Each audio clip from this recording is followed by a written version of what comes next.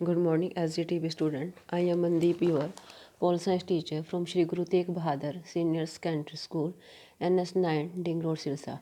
Dear student, today we are going to start next topic. बेटे कल हमने किया था कि हमारी जो चुनाव प्रणाली है उसमें क्या कौन कौन से दोष पाए जाते हैं। अब देखो कि जब हमारी चुनाव प्रणाली में दोष है तो कहते हैं उसके अकॉर्डिंग हमारी सरकार ने क्या किया, कुछ प्रयास किए कि जो हमारी क्या है चुनाव व्यवस्था को सुधारा जा सके। अब सरकार द्वारा क्या चुनाव व्यवस्था को सुधारने के लिए कौन कौन से प्रयास किए गए। कहते हैं कि जो पिछले कुछ वर्षों से क्या चुनाव व्यवस्था में क्या सुधार करने की मांग क्या जोर पकड़ती जा रही है। जो विपक्षी दल थे उन्होंने क्या किया, चुनाव व्यवस्था में सुधार करने के लिए कई बार संसद से क्या मांग की। तो चुनाव आयोग ने भी क्या किया, चुनाव व्यवस्था में सुधार करने के लिए नेक सुझाव दिए। राजीव गांधी की सरकार ने चुनाव व्यवस्था में क्या सुधार करने के लिए 13 दिसंबर 1988 में लोकसभा में 2 बिल पेश किए थे। तो इन बिलों में एक बिल 62वां संविधान संशोधन बिल था जो संसद द्वारा पास होने और आधे राज्यों की विधानसभा को स्वीकृति मिलने के बाद 61वें संशोधन एक्ट बना। तो कहते हैं किस प्रकार ने क्या किया, सरकार ने भी क्या काफ़ी सुझाव दिए थे, काफ़ी प्रयास किए थे हमारी चुनाव व्यवस्था को सुधारा जा सके जो इसमें दोष है। अब इसमें क्या है कि जो 1988 में 61वें संशोधन द्वारा जो मताधिकार की आयु, अब हमें पता है कि हमारे जो वोट देने की आयु है अब है 18। पहले बेटे ये 21 वर्ष से कि 21 वर्ष के बाद ही क्या है प्रत्येक व्यक्ति को वोट देने का अधिकार मिलता था। कहते उसको घटाकर क्या कर दिया गया, 18 वर्ष कर दी गई। नेक्स्ट है कि समस्त चुनाव मशीनरी चुनाव आयोग के अधीन कर दी गई। चुनाव के दौरान चुनाव कार्य में लगे राज्य सरकार के अधिकारियों की सेवाओं को चुनाव आयोग के अधीन कर दिया गया। और चुनावों में क्या गया, इलेक्ट्रॉनिक मतदान मशीन के प्रयोग की व्यवस्था की गई। कि पहले क्या है सिंपल वोट डालते थे, मतपेटी बनी होती थी, लेकिन उसके बाद एक इलेक्ट्रॉनिक मशीन बना इसकी व्यवस्था की गई कि आपको जितने भी कैंडिडेट खड़े होंगे उनके उसके ऊपर क्या निशान बने होते थे, बटन लगे होते थे। जिस कैंडिडेट को आपने वोट डालना उसी उसके सामने जो बटन होगा उसी को प्रेस करना होता है। तो कहते हैं किस प्रकार से क्या है हम इसमें इलेक्ट्रॉनिक मतदान मशीन की व्यवस्था की गई। उसके बाद है मतदान केंद्रों पर कब्जा करने वालों को कम से कम 6 महीने और अधिक से अधिक या 2 वर्ष कैद की सजा या जुर्माना दंड देने की व्यवस्था की गई।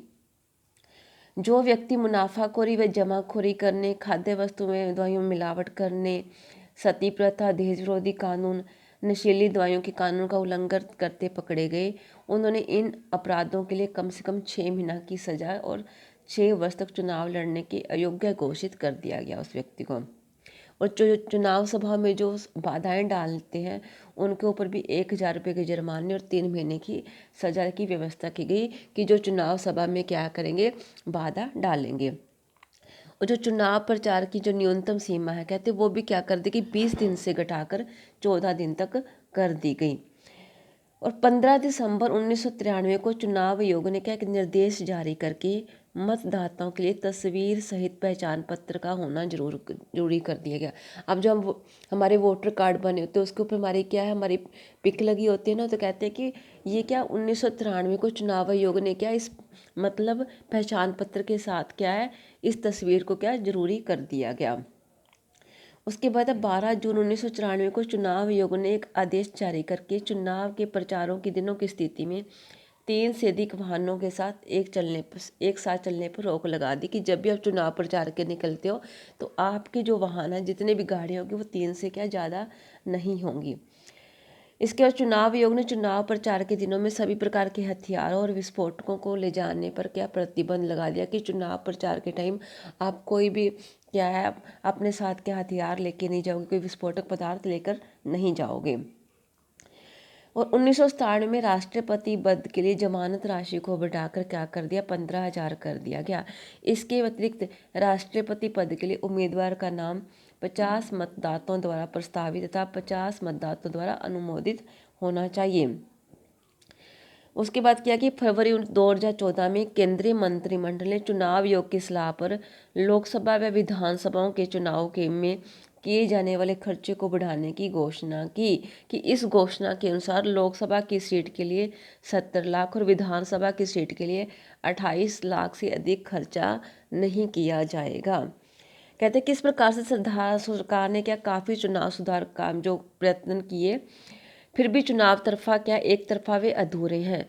चुनाव सुधारों में न तो चुनाव में धन की बढ़ती भूमिका पर अंकुश कोई व्यवस्था की गई है, न ही सरकारी प्रचार तंत्र सरकारी मशीनरी के दुरुपयोग पर रोक लगाने की व्यवस्था की गई है।